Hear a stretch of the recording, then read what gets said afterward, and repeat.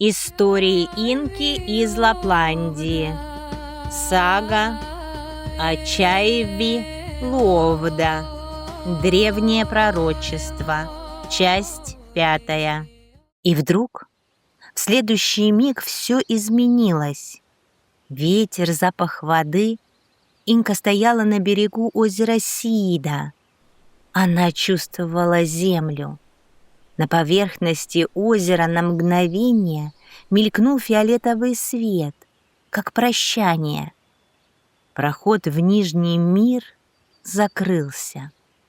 Фиолетовое сияние аметиста вспыхнуло в последний раз и погасло. Озеро Сиида успокоилось, гладь воды стала ровной, как будто ничего не произошло. Ветер коснулся лица шаманки, живой, теплый, наполненный звуками. Озеро дышало, тундра жила. Инка подняла взгляд. Над озером кружили два лебедя, белый и черный. Саэлья и Гувлас опустились на воду почти одновременно. Их взгляды были прикованы к Инке. «Где она?» — голос Саэльи сорвался. «Где наша дочь?» Инка не ответила сразу. Слова впервые за долгие годы давались ей тяжело. Впервые Инка не смогла помочь. Она посмотрела на них, и из ее глаз потекли слезы. «Она жива!» — тихо ответила Инка. Саэлья выдохнула с облегчением. «Тогда почему ты одна?» — глухо спросил Гувлас. Инка сжала в руке аметист. Соломадда не отпустила ее. Тишина легла между ними, ветер стих.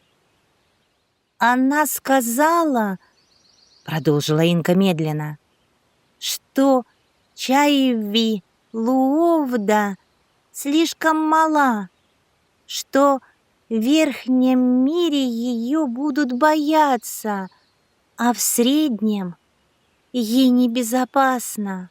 Гувлас опустил голову. Он уже знал это где-то глубоко внутри. «В Нижнем мире, — продолжила Инка, — она в безопасности». Саэлья покачала головой.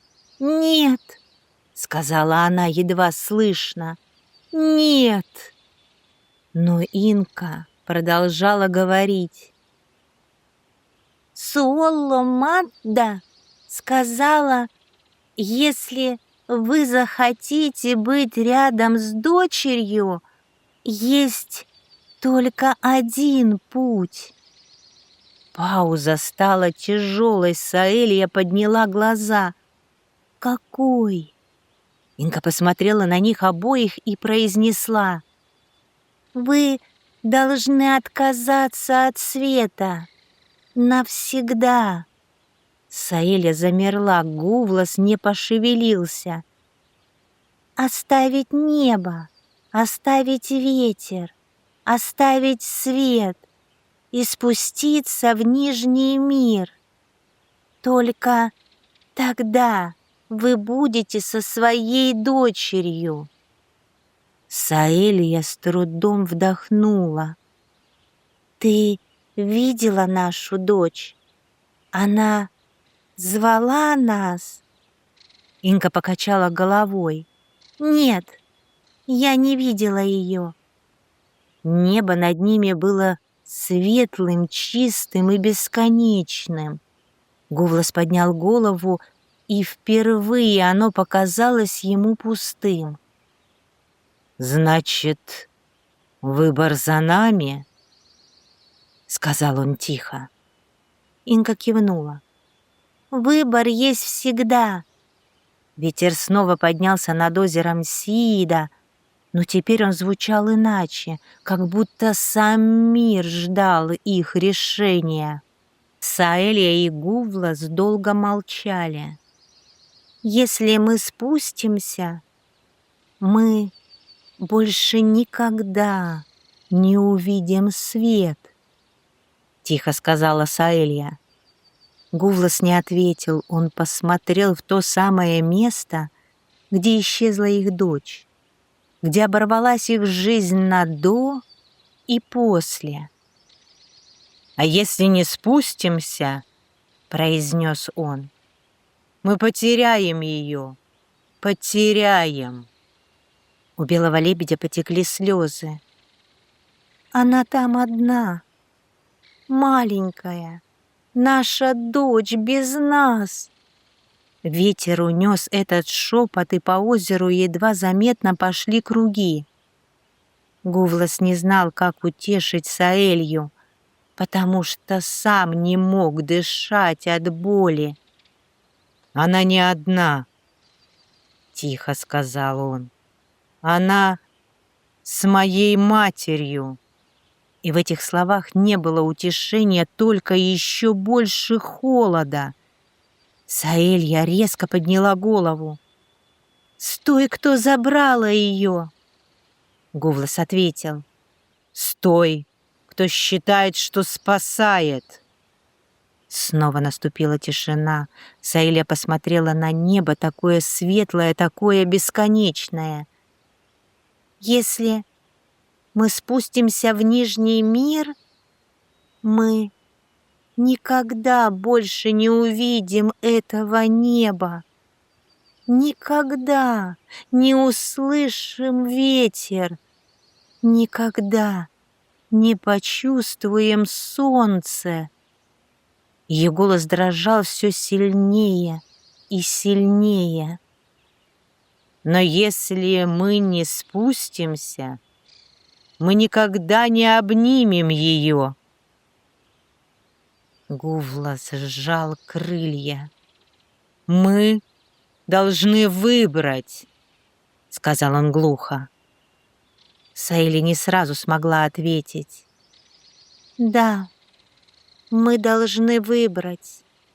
Мы должны выбрать, где жить с этой болью», — почти беззвучно произнесла она. Слезы текли без остановки. Я не могу», — прошептала она. Я не могу оставить ее».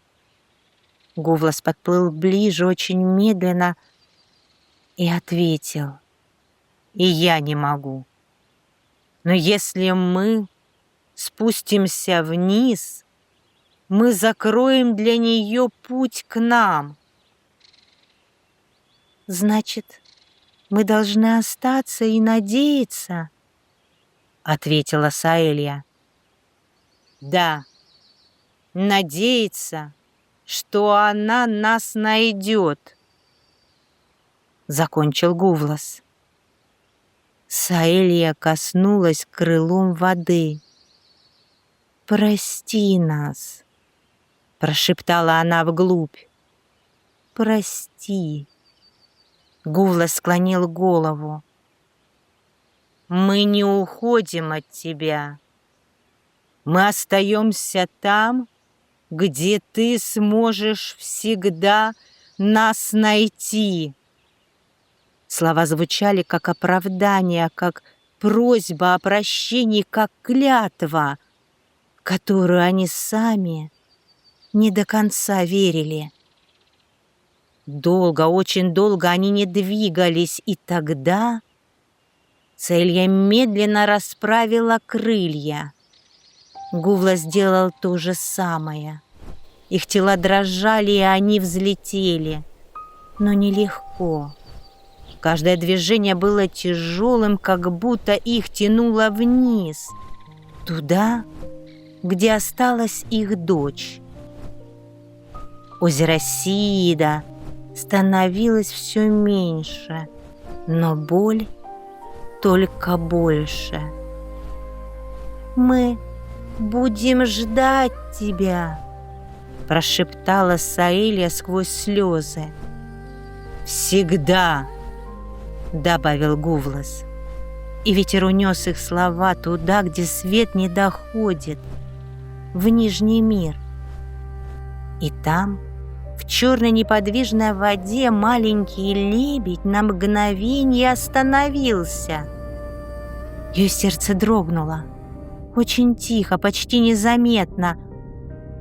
Никто этого не услышал, потому что иногда любовь звучит слишком тихо.